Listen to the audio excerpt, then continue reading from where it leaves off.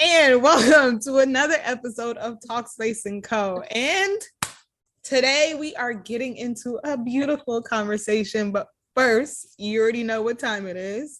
We already popped our cork and have our drinks either chilled or nice and ready to have this conversation and for today's tea. But real quick, I love to know what y'all are drinking. So just real quick, what are we drinking? I got a Bay Bridge Moscato.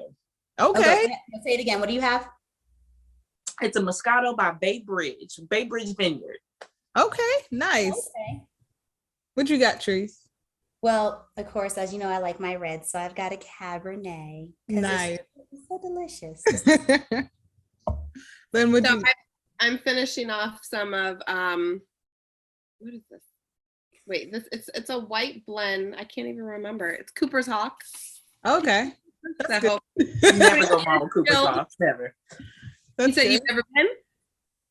No, I said you can never go wrong with Cooper's Hawk. For me, I've never had a bad wine from Cooper's Hawk. It's so good. Yeah. Nice. Yeah. And I'm doing a red from Cooper's Hawk. It's actually like a chocolate almond red. Ooh. Sweet blend red. It's good. It does the job. You'll have to share some of that. That sounds good. Mm-hmm. That sounds good. All right. I'll tell you what was also good. Oh, cheers. Cheers.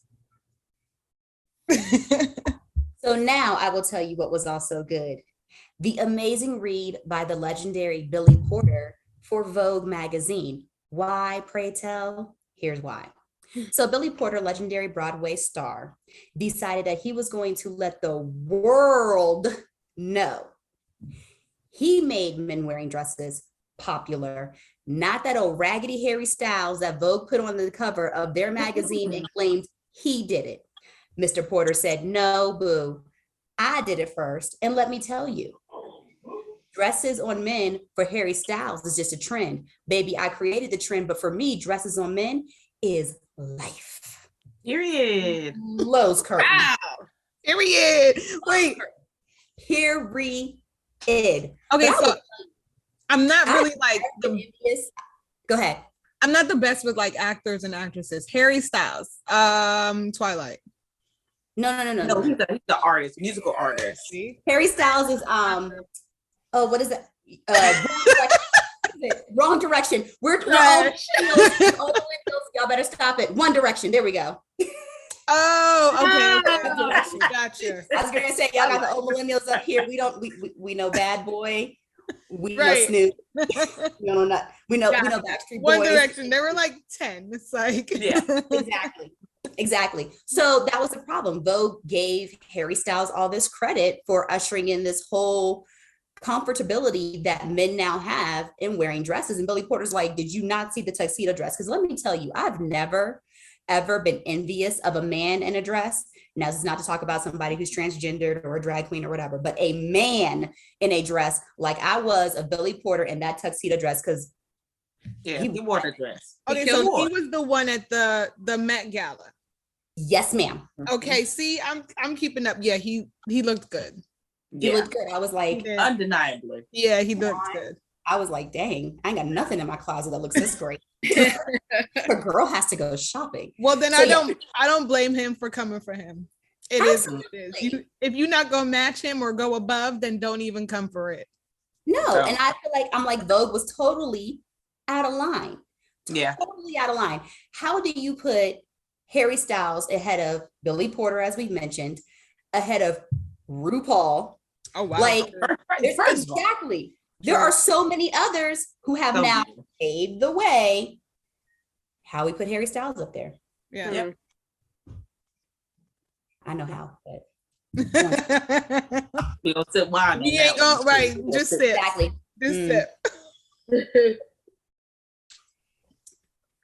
Well, the next story brings in one of our favorite fast food chains. Well, not my favorite. I'm like in the minority when it comes to this. But In-N-Out actually had to close its doors this week in San Francisco because they refuse to have their customers abide by the mask mandate. And the restaurant statement was, we will not enforce anybody to get the vaccine or wear a mask. We will not force anybody to do anything they don't want to do. But San Francisco was like, well, then you know what? Clink, clink.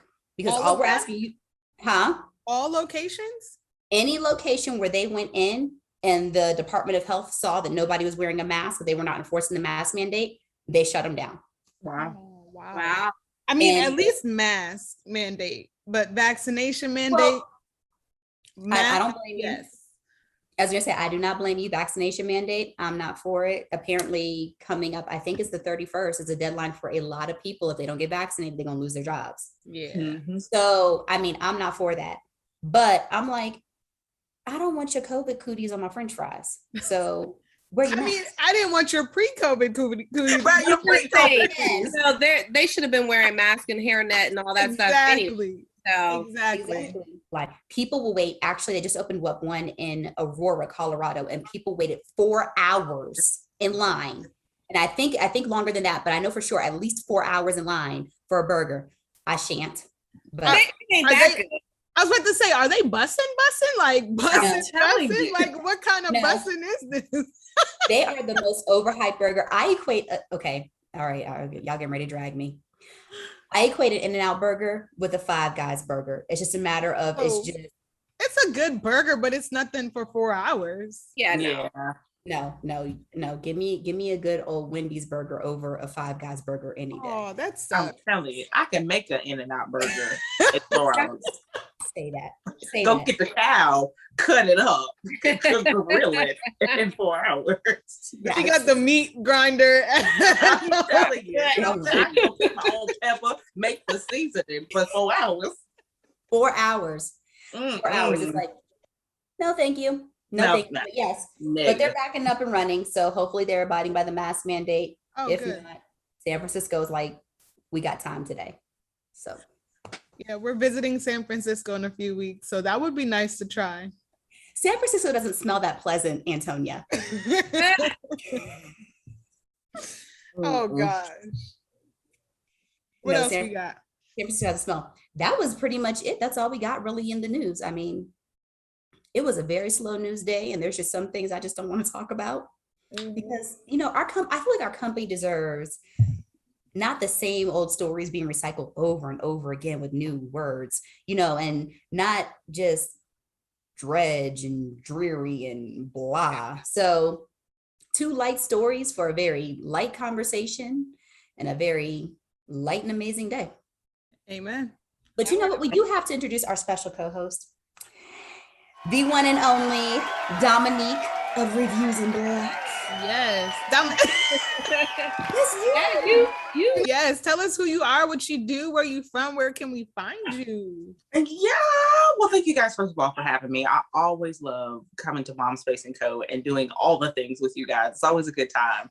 I am Dominique. I am one half of Reviews in Black, is a platform where myself and my husband share our passion for movies and media through sharing movie reviews. We talk all kind of craziness about the latest, the greatest, and sometimes not so great in movies and media. We also run Cinemationship, which is our subscription service where we are reimagining movie night at home through our virtual watch night parties, and we send you the snacks. So if you want to check out more about what we're doing, you can visit us on Instagram at In Black Reviews. We're also there for Cinemationship at Cinemationship Box, or visit our website at cinemationship.com. Come see what we got going on and how we can make your movie nights at home a little bit more special with the movie cousins at the crib. That's dope. I didn't know y'all sent the snacks. But Oh yeah, we did this month. We did an Insecure box that's just, yeah, it's been bananas. It's been bananas for the premiere, the final season premiere. So it's pretty cool. Yeah, we got a lot going on. That's dope. said something, and I have to bring this up. So I'm gonna tell y'all right now, Dominique is super brave, and here's why. You guys have ventured back to the movie theater in person, haven't you? We never stopped going. Oh, It's been so wonderful. I actually kind of hate that the pandemic is ending. Like, I'm so glad that the movie theaters are like this thing. But I love having a movie theater to myself. Like, we went and there's nobody. We was like, oh, we got all the rows. We take off shoes. We got all the snacks lined up. so you were like, so you two were in there being real black, like, she better not go in there. I know. Extra black, standing up like, what you doing? You don't go that way. I love Extra it. black. We've gone one time since the pandemic, and yeah, but everything is back open. So yeah, it's getting back there. We went to go see, I think it was Black Widow when it first came out, and I think that was the first movie that we actually had someone sitting next to us. Like the entire theater was packed, and like you went around the corner, and I don't know if y'all seen like that little reel. It's like, ooh, people. Like, what is this? Like, I had a lady right next to me whose drink was like in my armrest, and I was like, Damn, I literally looked at her like, are we gonna make it through this movie? Okay, all right. Yeah, it was very odd. Okay, drop some movie theater etiquette for those that may not know. So what is what is theater etiquette? Oh, okay. So this is a good one. So movie theater etiquette. A lot of people don't know that when you sit in your chair, typically when you go, there are 2 armrests and there's a cup holder in each armrest. That your proper occupation is the armrest to your right. Right? Typically, the average person is right-handed, so you put your drink on your right-hand side. If you have things, you put it on your right-hand side. If you put things on your left-hand side, you are now in your neighbor's space, and that just gets really, really uncomfortable reaching over this way, and your neighbor's looking at you because technically that's their side, and it's a lot. So you always occupy the space to your right. Of course, the ones that people know that nobody follows is be sure that your phone is off. Be sure that it's on at least vibrate. And I know you gotta look at your phone, but always turn it off on vibrate. Another thing, which is really awkward, it's a really thing. If you ever go on a date night, if you ever go on a date night for the first time with someone or go on a group with someone, then the cool thing to do, it's kind of like an unspoken rule of like movie thing, is you have to throw Skittles at someone, right? It's just a thing. It's like if you get Skittles, you sit a few rows back and you have to toss Skittles. Oh my God. It's just a thing. I don't know what it is, but literally every real moviegoer, like religious moviegoer, will always tell you the first time they go to the movies with someone, like their induction is, hey, we got to throw some Skittles or throw some popcorn. But popcorn is really obvious, right? He's like, oh, somebody just threw popcorn at me. But Skittles, you can't see. It's dark, it's small, so you just toss it and you just have a good laugh about it. And then I was about to say, do you giggle or do you like or like do you oh yeah, there's because somebody's gonna turn around. So you got to like toss and then just and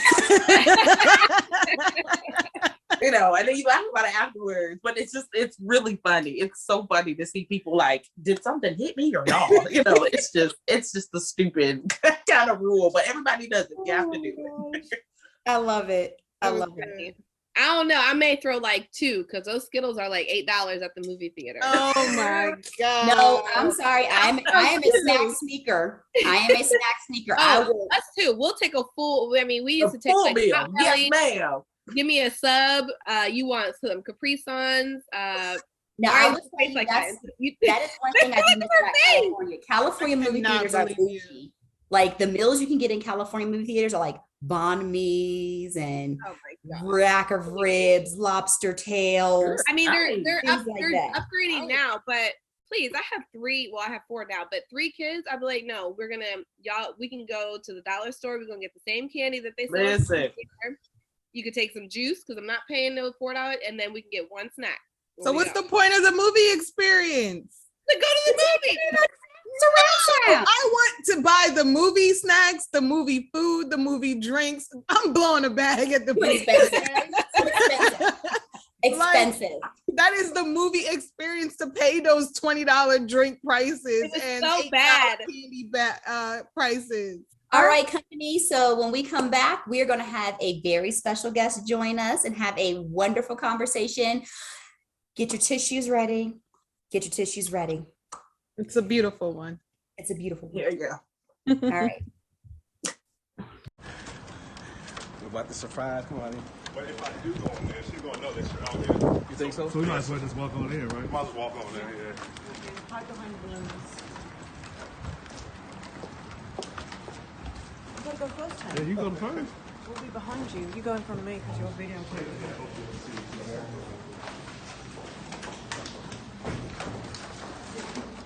Behind the balloons.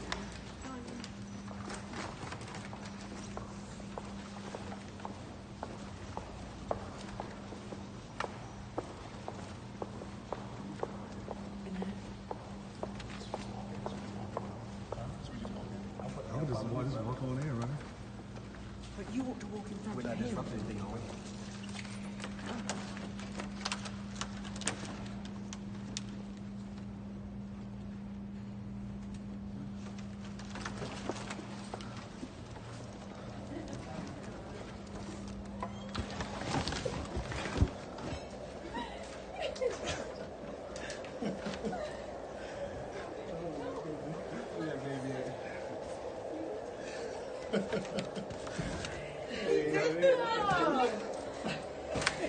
I was trying to hold her on so bad.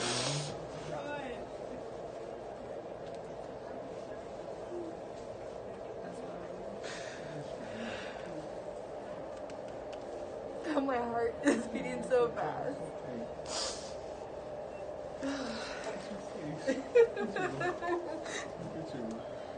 I called you. I didn't think that you were settled yet. Oh my gosh. Hey! You. Hi, I'm Patrice. How are you? I'm glad you made it. Now you see why I was acting weird. It's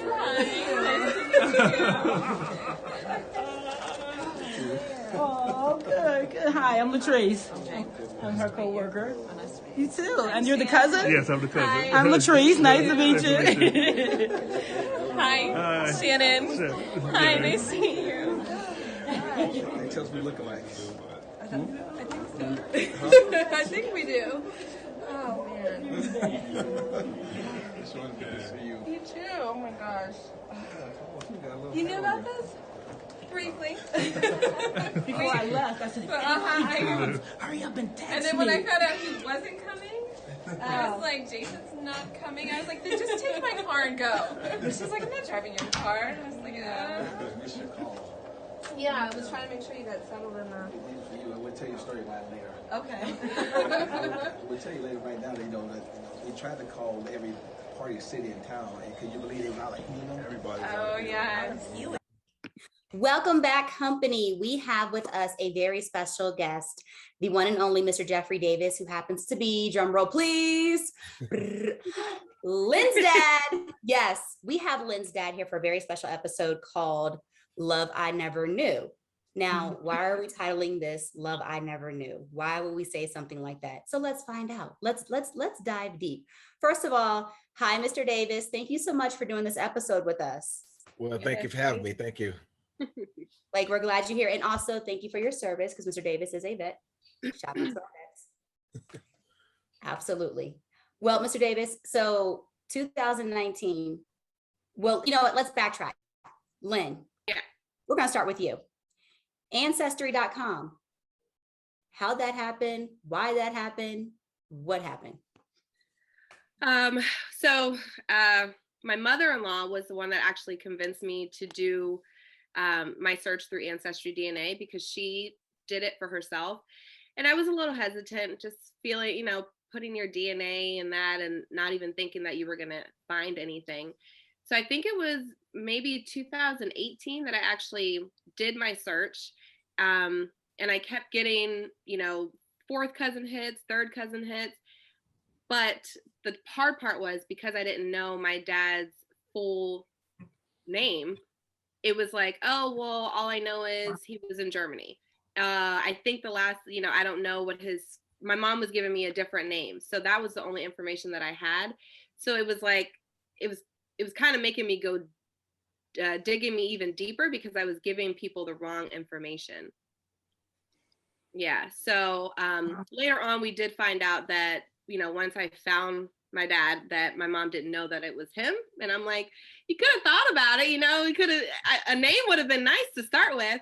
But yeah, so it wasn't until 2018 when I got a first cousin hit. And my mom is Caucasian and this guy was not. So I knew it had to be on my dad's side. And I mean, he helped me every step of the way. He's like, tell me what you know, tell me, where your dad was stationed. And I told him, and it was his mom that actually helped him narrow down that it was my dad. And she's like, I think your dad, or your uncle, I think it was your Uncle Jeff that was stationed in Germany. And literally we did that, it happened so fast, maybe within a couple days. And it wasn't even like registering what was happening. I'm like, this is not real. And I'm at work logging on to Ancestry DNA. You have a new message.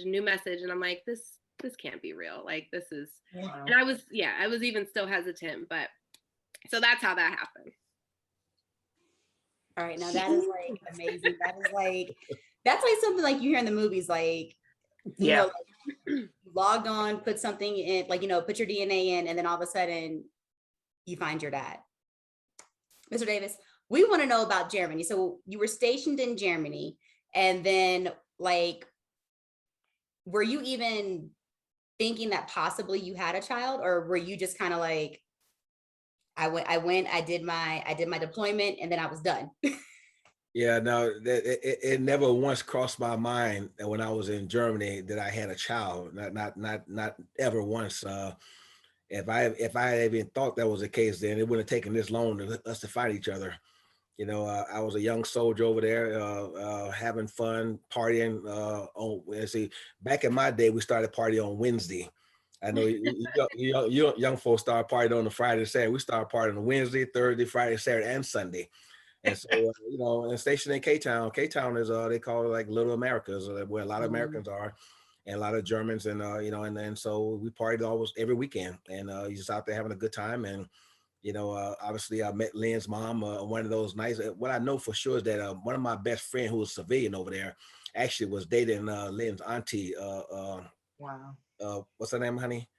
Heidi. My mom is a twin. The mom's twin sister. So that's how I met Lynn's mom, because my best friend was dating her sister. And so you know how they go. You know, hey, bro. You know, I got my girl. She got, you know, one of those. So that's kind of how I went. You know, so yeah. But it never crossed my mind the whole time I left there in somewhere in I think 88, and you know, and my whole life up until 3 years ago, I never thought I had any biological children. Wow.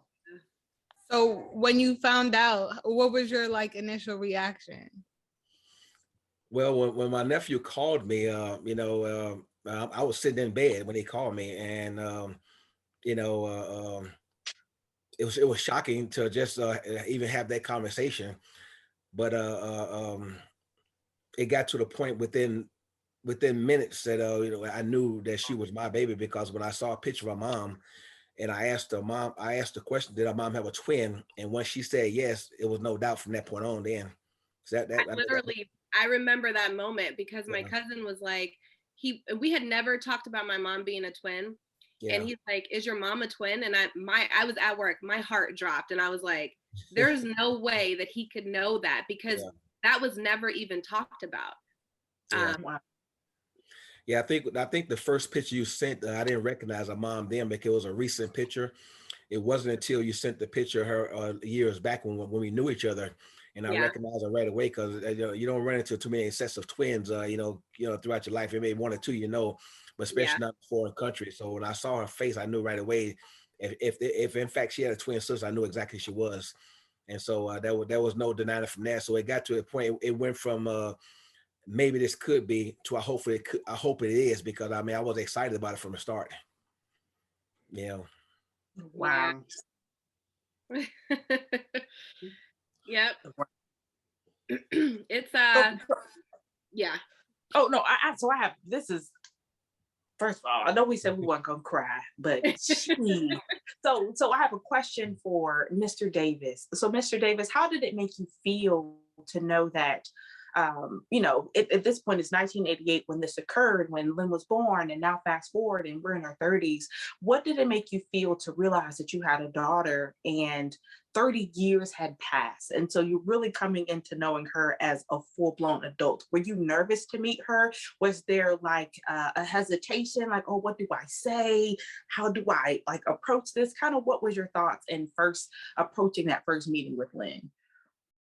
There was no hesitation at all, because like I said, when I realized that I knew her mom, I right then and there, you know, was hoping that she was my child, because I said I never had any children before. I always wanted a girl, and you know, to be blessed with this knowledge of knowing I had a daughter out there, that was the best thing that could happen to me.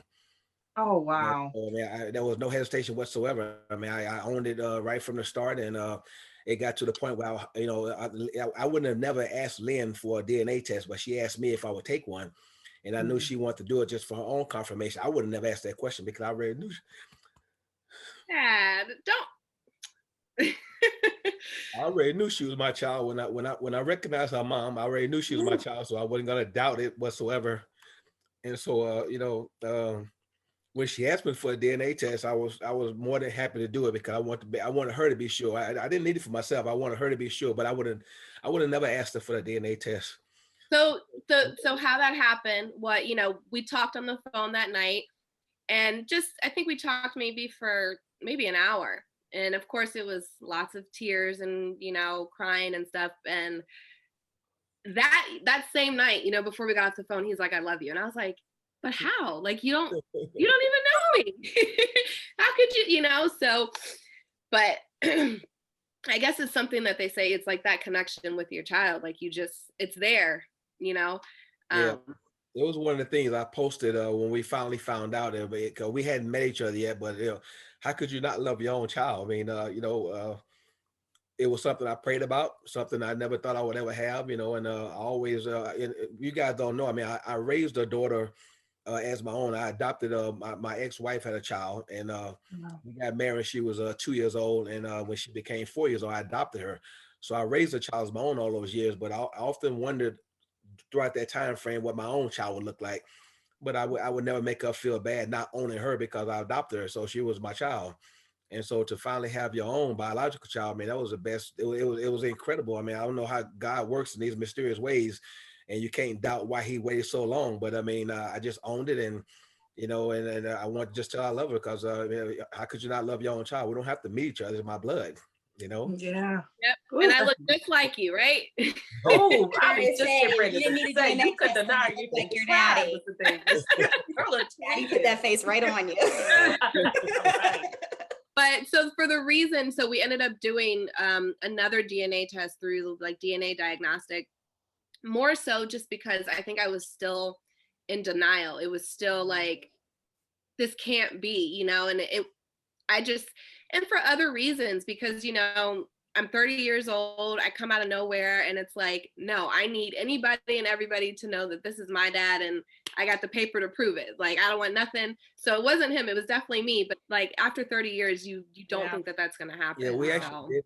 But we did it. The Martin Luther King's birthday weekend. So I think the place was closed either on that Friday or Monday. So we had taken a test, so we had to wait that long weekend to get the results. And those were the longest 3 or 4 days of my life because we were both excited about getting the results.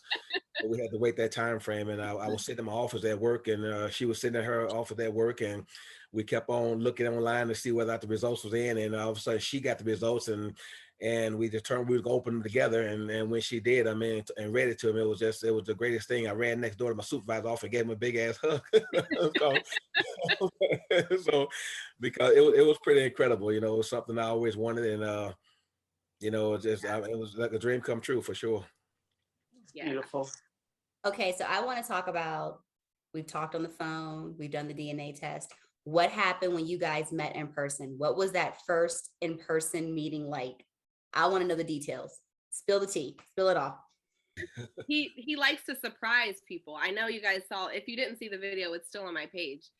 We had planned for him to come in, and that was all fine. And I was going to meet him after work. And he showed up at my job with balloons, right? It was balloons, yeah, and recording. Apparently him and my husband were in on it. My coworkers were in on it. And I was still in shock, but because we had literally, I think we talked every day, Dad, since then. So it was already, again, like we knew each other, and it was just us seeing each other. Like it was just like we knew each other. It wasn't forced. It wasn't weird. It was just like, oh, hey, like, we're going to lunch or something. I don't know. That was my feeling. What did you feel, Dad?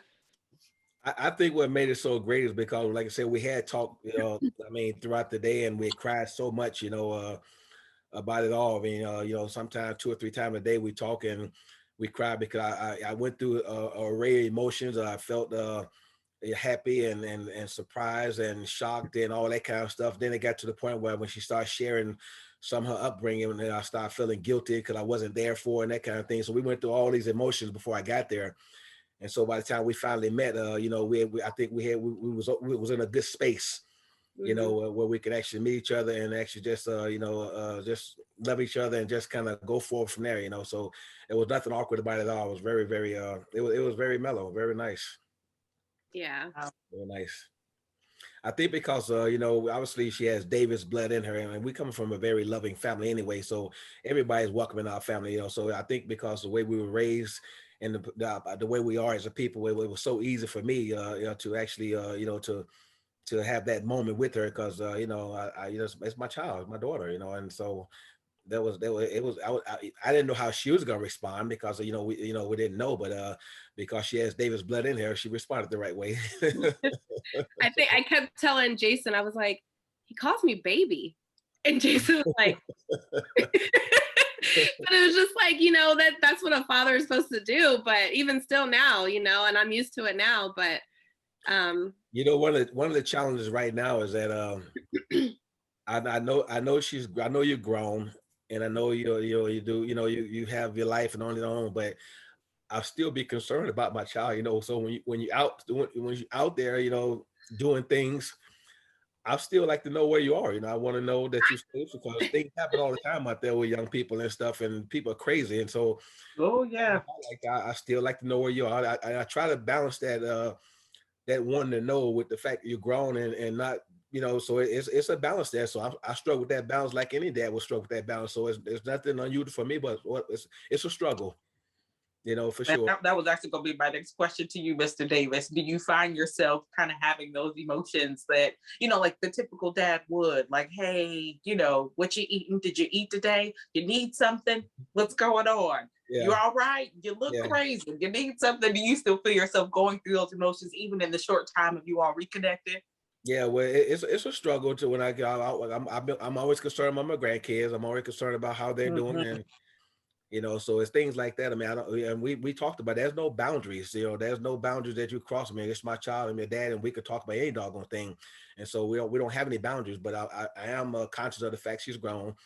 And you know, and just like even if I raise her from day one, I would have to be conscious of the fact she's grown. And you know, there's certain things you can actually say to a grown person out of respect for her. But at the same time, you know, I still, you know, make her understand I am a dad, and I do have those concerns like any other dad would.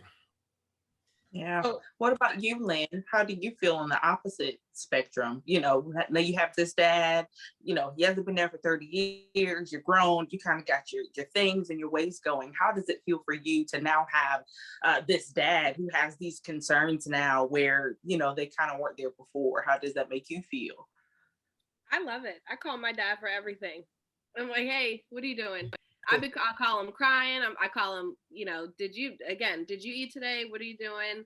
You know, just and then I find myself probably saying dad every time. Hey dad, even text, hey dad, because you didn't have that, you know, and it sounds so cheesy, but for someone who has had that their whole life, you know, you don't recognize that you're doing that. But for someone who hasn't, you're like, wow, you know, I'm going to appreciate, and we're older. So that's another thing that I think about is like, who knows how, you know, we never want to think about that, how much time we have together, but I just trying to literally embrace and enjoy every single moment that we have together. Trace. But because, you know, and I'm probably very protective over him as well. And, you know, I'm like, that's my dad. Don't mess with my dad, you know, and he's married, but he got 2 women in his life. He got his wife and his daughter. Period. You know, so me as well, I have to balance that as well, because I'm like, he is married. I'm his daughter. I don't ever want to overstep anything, but it's still my dad, you know, and I'm going to be concerned and share my concerns or anything like that. And I think, and he appreciates that. Like he said, our relationship is an open book. Like we talk about anything, and it's crazy because. And I think what made this whole process easier that I was upfront about the whole thing. I opened up my whole life to her from almost from day one. I mean, it may have been overwhelming, but I wanted you to know from day one that, you know, my life is your life and it's wide open. And so you know, and she still, and he still, you know, at some point talks about those boundaries, but there's no boundaries. I mean, there should be no boundary between your dad and your children. I mean, you know, especially when you're grown. Now, when you're a kid, you stay in the kid's place, but when you're grown, you know, you have that kind of relationship. So, you know, but no, this has been a very easy. This has been extremely easy. I don't have any. I think the way we approached the whole thing, you know, it was never awkward at all. You know, although it's been 30 years, it seemed like a long time. I just feel like it's hard to kind of put it in context how you really feel about the 30 years. But so we're just taking the time we met and just going forward. But if you start thinking about 30 years, then that could just mess you all up. You'll be going crazy, and that's not helpful. Yeah. So that was a hard part. I mean, we talked about this the other day. He was stationed, I think, in Fort Belvoir. Was it? What is it, honey? Where were you stationed that was here? In Fort Belvoir? Oh, in Fort Belvoir in Virginia. Which is like 2 hours away from us. And we're like, you know, so it's, and I have so much family. I mean, it was overwhelming when everybody found out. I mean, I've never had that many cousins in my life. You know, I got cousins and aunties and uncles and but everybody was just so welcoming, and it was a little overwhelming at first because, you know, it's a lot to take in. But you know, it's been nothing but good, and it's just a blessing. So that's amazing. Oh, such a touching story. Lord have mercy. And I relate so much because I didn't discover my biological father till I was in my 30s. So I never knew him either. He, long story, but I never knew him. He ended up leaving my life literally when I was 2 months old. And so I randomly was like, you know what? I think I want to find him this year. And the same year I decided I wanted to find him, I literally found him like a month later. And he was not even 2 hours, like 45 minutes away from where my stepfather stayed. So he was right up the street. So I just love to hear these type of stories, and I can relate again because I didn't meet my dad till the 30s, and then I felt the same thing. It was like, hey, Dad. It's like, hey, daughter.